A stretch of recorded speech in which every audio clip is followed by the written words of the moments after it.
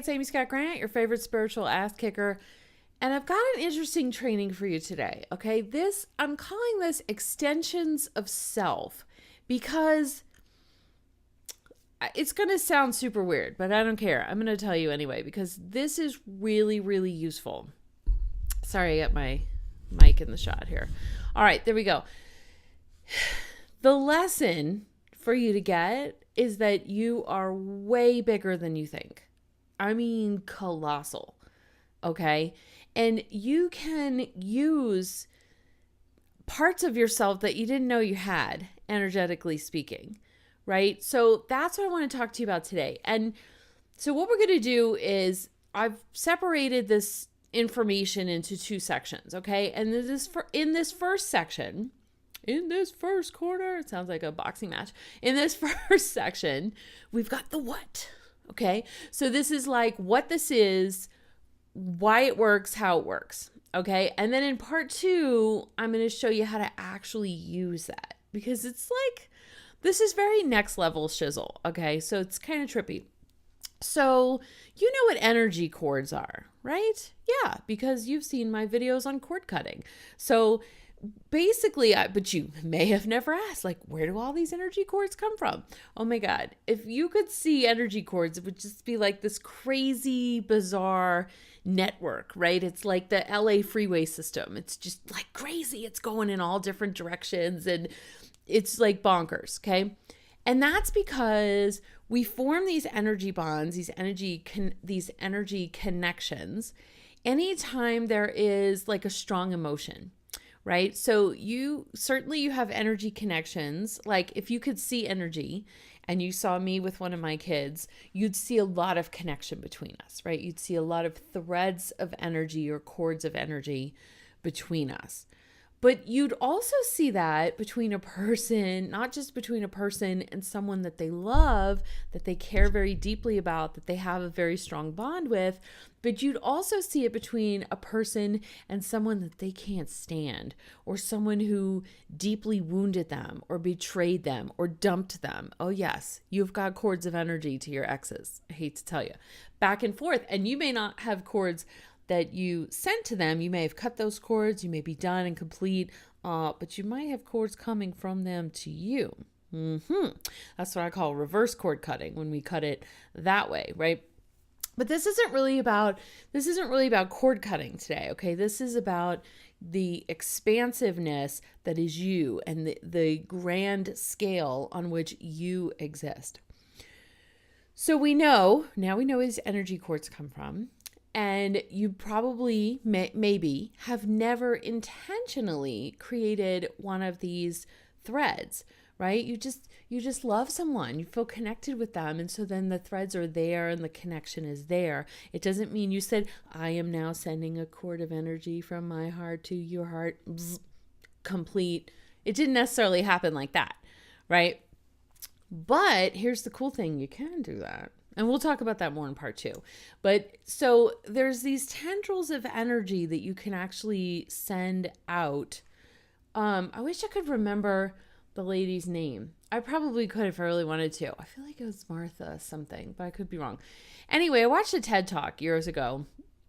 And this woman talked about how, I don't actually remember what the focus of her TED Talk was, but one of the things that she mentioned was how if you start to forget something, you've had that moment, right? Where you're talking and then your train of thought trails off. You probably witnessed one of those moments from me on a video just like this, because it happens sometimes. I'll be like, hold on, what's the same? All right, I got it.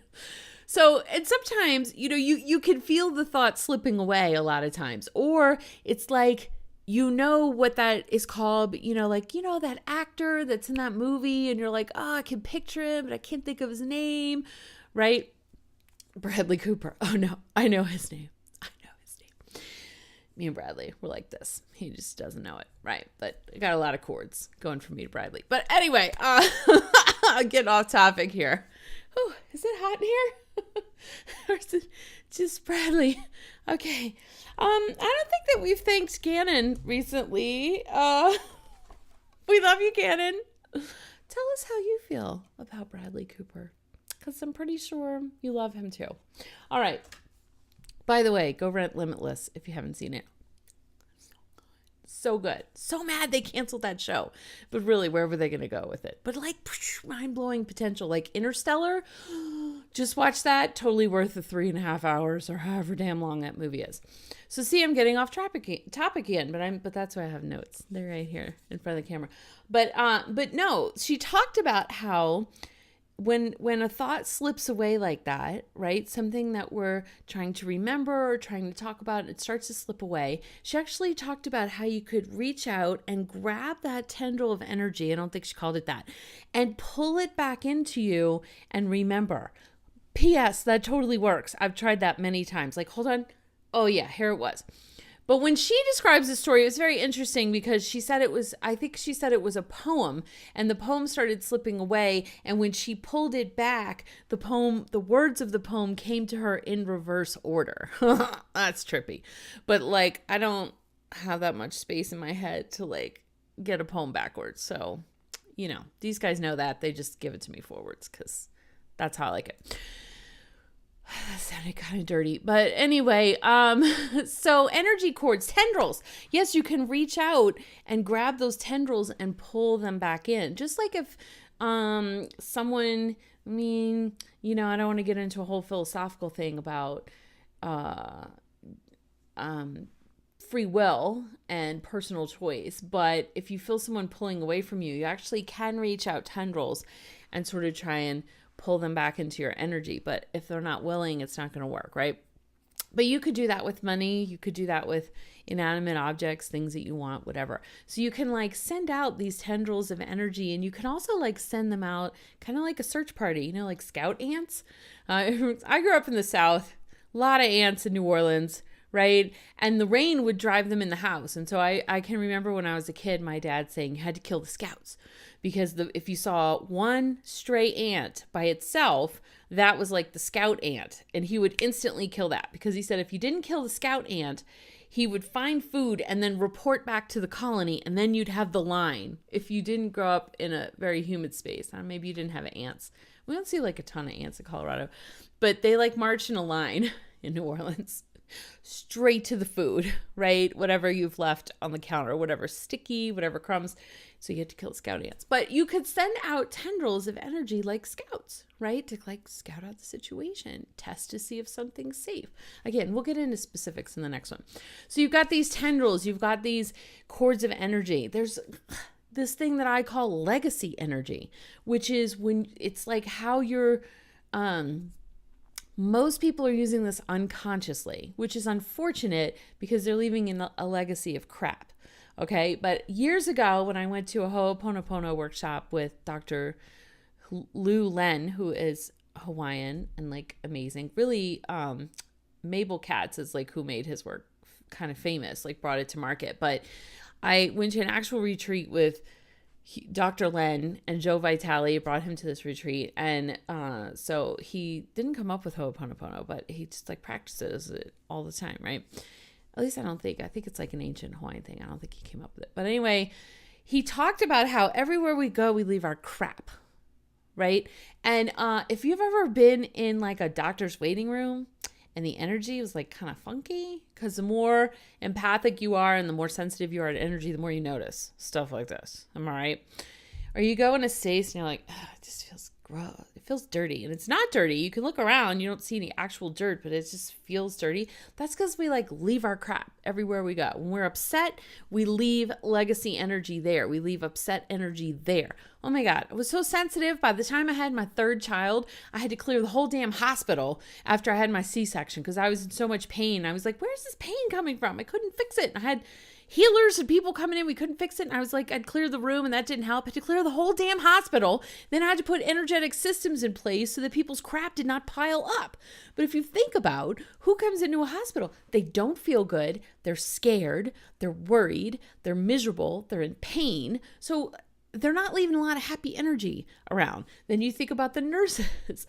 Maybe they love what they do. Maybe they have a shitty boss. They definitely don't get paid enough money. They have to deal with administrative bullshit and bureaucracy. They have to fill out crap tons of paperwork, right? So they leave their crap there. And then the doctors, oh, you think doctors have like this great life? Oh my God, right? It's really hard work. Again, they get pressure from management, pressure from administration, because you're not seeing enough patients. You have to see more. It's like stress. Okay. If you've ever worked in a hospital or clinic, you know what I'm talking about. If you haven't, you probably took it for granted because you just felt bad. You went to the doctor, maybe you got some meds, maybe you got some treatment, a procedure done, you came home. No. You left so much crap in there, and there was so much crap already sitting there. So this is like legacy energy. We leave it everywhere we go. We can leave amazing energy where we go. Rent It's a Wonderful Life, right? Jimmy Stewart, you could see his character, his legacy energy. He actually gets to see how he impacted people and left their energy. But I promise you, he left a whole bunch of crap along the way too. I mean, the character, not the actor, because he was fabulous. But for real, we leave this legacy energy like everywhere. We're not trying to, and we could be mindful and like clean up our messes energetically and stuff, but we leave it. And even like things that you've said, lives that you've touched, think about all the past lives that you've had. Oh my God. No wonder there's so much crap on the planet right now, right? And look how much of that, our Mother Earth is having to like absorb and transmute. That is a full-time job if ever I've seen one. So when you think about leaving an energy footprint, leaving legacy energy, making an impact with things that you say and you do for people, these cords of energy, these bonds, positive and negative, that you're creating with other people, with places, with situations. I know you've probably had some place that you visited that just felt amazing to you. It might have been a particular park or home. It might have been another country. There's energy bonds there, right? And then these like tendrils of energy, this huge field that's all around you. You are vast, okay? Like vast. So it's time for you to stop hiding and shrinking. And it's time for you to start using some of that massive energy that you've got and harnessing it and using it in ways that are really positive, that are going to help you and help the planet and help all of us. So that's what we're going to talk about in part 2. So between now and then, I'm purposely leaving space between these videos, and I invite you to watch them with space between them, because really let that like sink in and percolate just how tremendous you are. Okay? And we'll be back next time where we'll talk about how to consciously use that vast energy that is you. So I'll see you in the next video.